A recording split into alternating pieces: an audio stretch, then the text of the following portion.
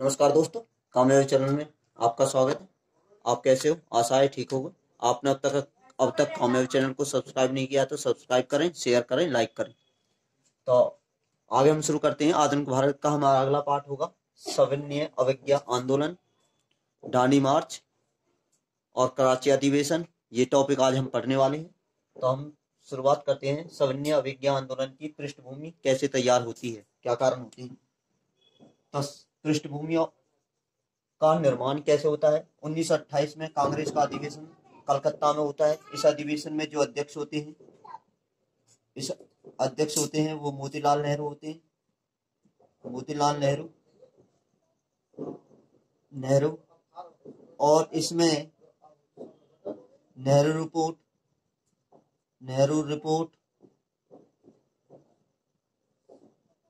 को स्वीकार किया जाता है। नेहरू रिपोर्ट इसमें स्वीकार किया जाता है। नेहरू रिपोर्ट इसमें स्वीकार होती है। आगे बात करें दिल्ली घोषणा पत्र। दिल्ली घोषणा पत्र, दिल्ली घोषणा के बारे में बात करें तो यह 2 नवंबर 1929 को होता है। और इस घोषणा पत्र में कुछ मांगे होती हैं। इनकी मांगे क्या क्या मांगे होती हैं। मांगों के बारे में बात करें, कांग्रेस का बहुमत प्रतिनिधित्व होना। कांग्रेस का बहुमत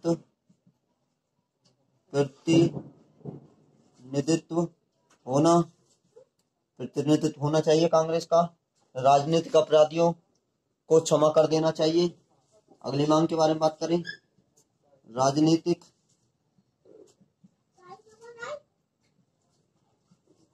अपराधियों को माफ कर देना चाहिए लेकिन उस समय के वायसराय इरविन 23 दिसंबर 1929 को इन सभी घोषणाओं को दिल्ली घोषणा पत्र को रद्द कर देते हैं, अस्वीकार कर देते हैं। दिल्ली घोषणा पत्र को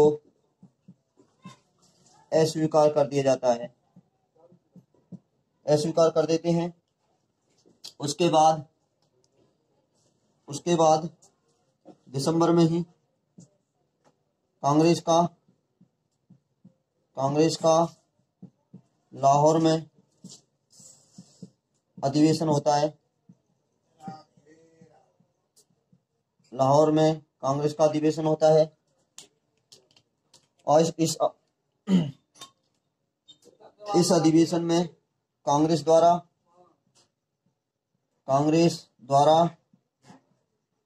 संपूर्ण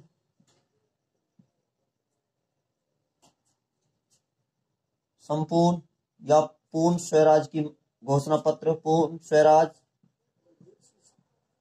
पत्र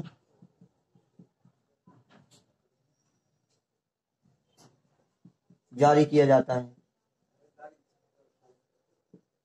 जारी करते हैं। और इसमें कुछ बातें और होती हैं। क्या होता है इसमें? कुछ बातें होती हैं। गोलमेज सम्मेलन का बहिष्कार करेंगे। गोलमेज सम्मेलन का बहिष्कार किया जाएगा। गोलमेज सम्मेलन का बहिष्कार करेंगे। पूर्ण स्वराज को अपना लक्ष्य घोषित किया जाता है और लाहौर अधिवेशन में ही कुछ काम और होते हैं। सविनय अवज्ञा लाहौर अधिवेशन में और काम होते हैं। लाहौर अधिवेशन में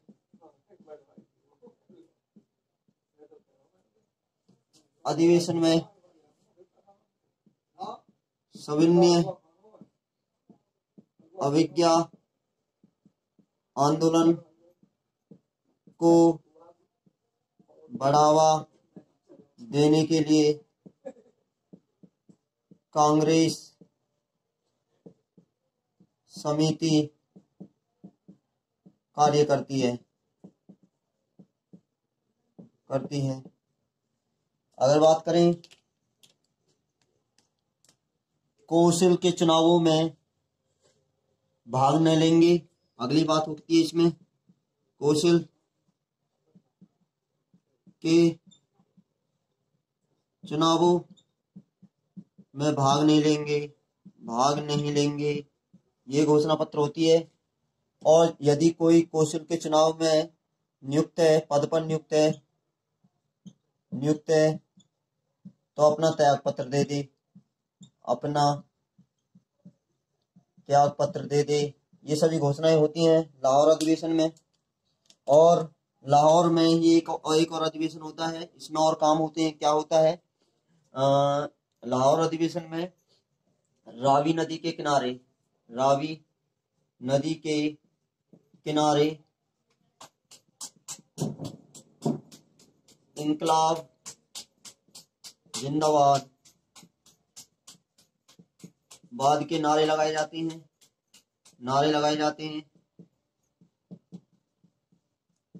हैं और झंडा फहराया जाता है। और 26 जनवरी 1930 को प्रथम स्वतंत्रता दिवस मनाया जाता है। प्रथम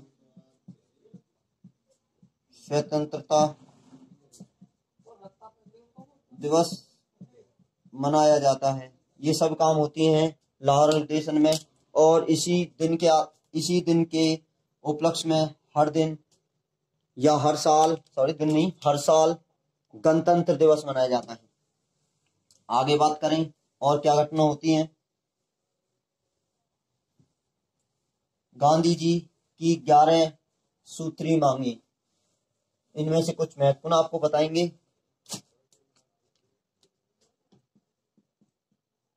गांधी जी के 11 सूत्री मांगे। गांधी जी अपने पत्र यंग इंडिया में इरविन के सामने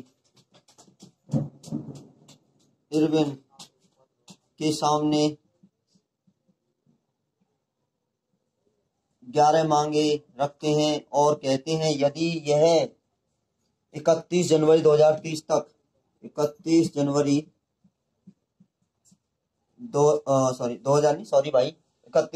1930 तक 1930 तक 31 जनवरी 1930 तक ये मांगे पूरी नहीं होंगी तो हम सविनय अवज्ञा आंदोलन शुरू कर देंगे। क्या क्या मांगे थी बात करें मांगे के बारे में। सेना के व्यय में 50% की कमी हो, पहली मांग थी। सेना के व्यय में 50% की कमी हो, 50% नशीली वस्तुओं के विक्रय पर पाबंदी लगे।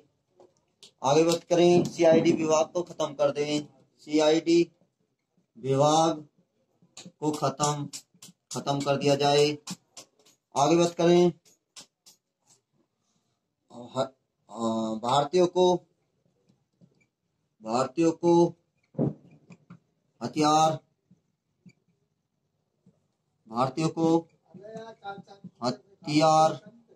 रखने की अनुमति मिले। बात करें राजनीतिक कैदियों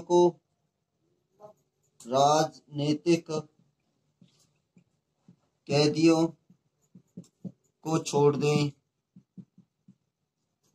डाक आरक्षण बिल पास हो, डाक आरक्षण बिल पास हो। ये सभी निम्नलिखित मांगे थी। लगान 50% कम कर दें। नमक बनाने की अनुमति दें, या नमक बनाने की अनुमति, या कर खत्म करें। नमक बनाने की अनुमति दें या नमक पर लगने वाले कर को खत्म करें। अब बात करते हैं ये मांगे गांधी जी की 11 सूत्री मांगे इरविन के द्वारा अस्वीकार कर दी जाती हैं। उसके बाद फिर गांधी जी घोषणा करते हैं कि अब हम शुरू करेंगे दांडी मार्च। अब तो घटना होती है हमारे पास। अगली घटना, जब गांधी जी की 11 मांगों को इरविन के द्वारा अस्वीकार कर दिया जाता है, तो गांधी जी अपने आंदोलन की ओर चलते हैं। तो इसे कहते हैं दांडी मार्च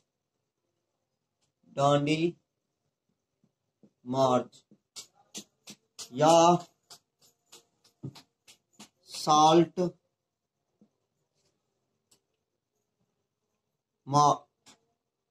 मार्च, या इसे देखो दांडी मार्च कहेंगे, साल्ट मार्च कहेंगे।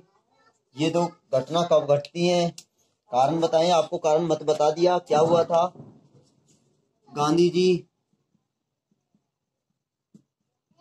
78 सदस्यों के साथ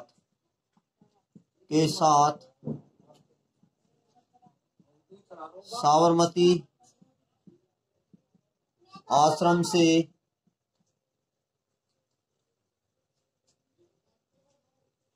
दांडी की तरफ जाते हैं। दांडी की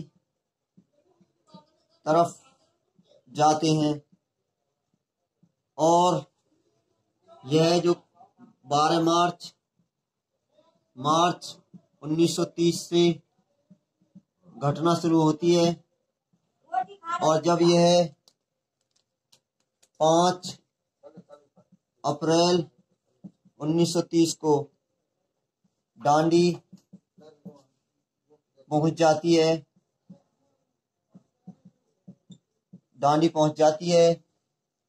तो यह जो यात्रा की बात करें तो यह 240 किलोमीटर की दूरी को तय करते हैं पैदल। बात करें 24 दिन में तय करते हैं। जब ये 5 मार्च को यहाँ पहुंच जाते हैं, तो गांधी जी निर्देश जारी करते हैं लोगों से। गांधी जी लोगों के लिए निर्देश जारी करते हैं, और निर्देश जारी करते हुए क्या कहते हैं, हो सके तो यदि संभव हो सके तो नमक बनाएं। मेरी गिरफ्तारी पर पेशावर में बात करें तो खान अब्दुल गफ्फार खान, इन्होंने नेतृत्व किया गया था, और इन्हें अन्य नामों से भी जाना जाता है। इन्हें सीमांत गांधी भी कहते हैं। सीमांत गांधी कहते हैं। बादशाह खान इन्हें कहते हैं। बादशाह खान इन्हें कहा जाता है। इन्होंने एक संगठन बनाया था जिसे हम संगठन का नाम की बात करें तो खिदमत या खिदमत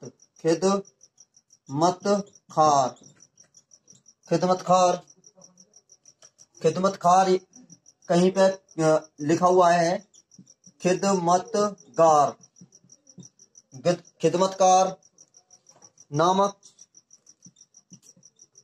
नामक स्वयंसेवी का संगठन का इन्होंने निर्माण किया था। इसे हम एक नाम और कहते हैं लाल कुर्ती। लाल कुर्ती। अगर बात करें धारासना में, अगर बात करें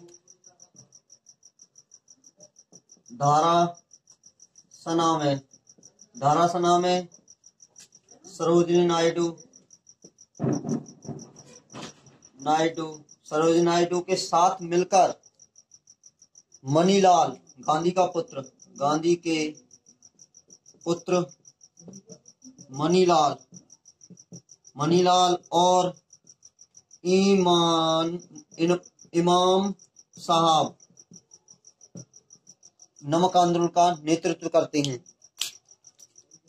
अब इस पर ये पूरे देश में नमक सत्याग्रह फैल गया था, तो सरकार की भी कुछ दमन क्रियाएं होंगी। तो अब आगे टॉपिक होगा हमारा सरकार की दमन क्रियाएं। सरकार की दमन क्रियाएं।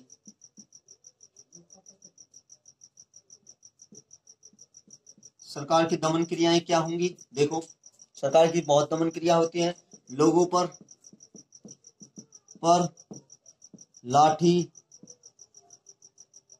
लाठी चलाई जाती है, पिटाई की जाती है, लोगों की पिटाई की जाती है। आगे बात करें, प्रेस बंद कर दी जाती है, बंद कर देते हैं, प्रेस को बंद कर देते हैं। आगे बात करें 9,000 लोगों के साथ गांधी को जेल में डाल देते हैं। उसके साथ साथ पंडित जवाहरलाल नेहरू को भी जेल में डाल देते हैं, जेल में डाल दिया जाता है। उसके बाद होता है गांधी इरविन समझौता। गांधी इरविन समझौता होता है जो 5 मार्च 1931 को होता है। 5 मार्च 1931 को। इसमें इरविन के द्वारा कुछ बातें मान ली जाती हैं। क्या क्या बात मानती हैं? हिंसात्मक अपराधियों के अलावा राजनीतिक अपराधियों को छोड़ देते हैं।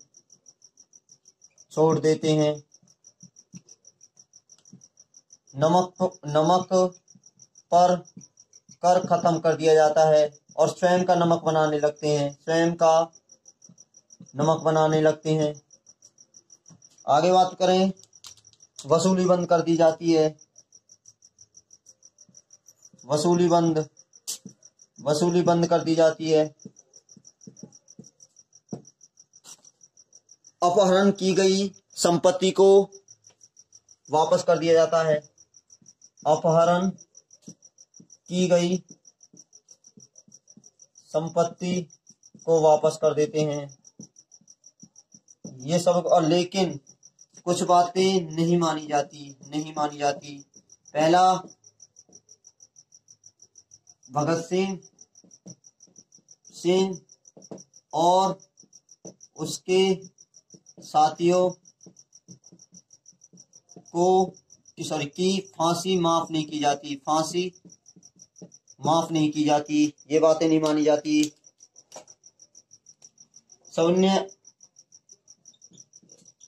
सविनय अवज्ञा आंदोलन की स्थापना स्वीकार नहीं की जाती। बंद कर देंगे, अब बंद करो सविनय अवज्ञा आंदोलन बंद करो। ये बातें होती हैं गांधी और इरविन के मध्य। आगे बात करें, कराची अधिवेशन इम्पोर्टेंट अधिवेशन है। आगे बात करें कराची अधिवेशन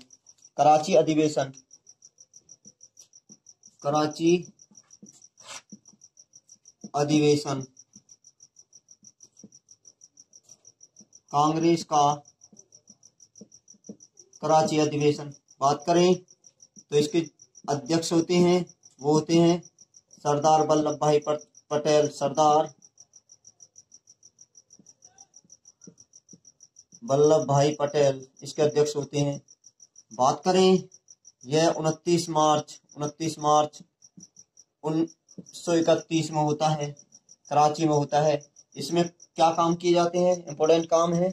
इसमें मौलिक अधिकार और राष्ट्रीय आर्थिक कार्यों को अपनाया जाता है। इसमें मौलिक अधिकार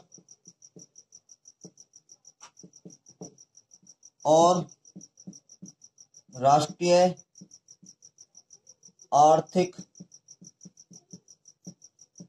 कार्यक्रमों को अपनाया जाता है। बात करें मौलिक अधिकार कौन कौन से, स्वतंत्रता का अधिकार,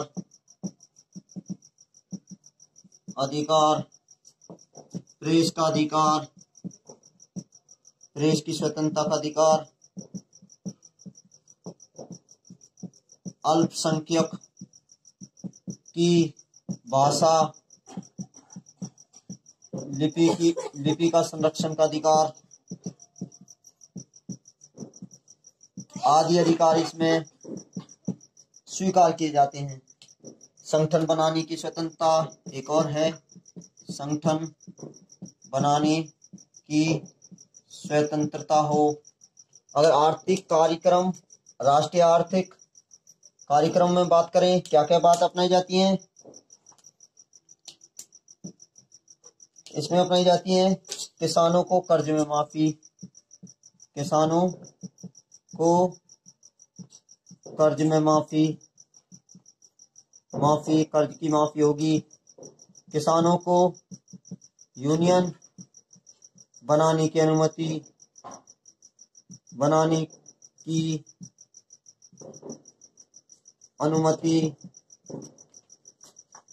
ये सभी बातें होती हैं कांग्रेस का कराची अधिवेशन में जो 1931 को होता है, सरदार वल्लभ भाई पटेल, ये मौलिक अधिकार और राष्ट्रीय आर्थिक कार्यक्रम को अपनाया जाता है।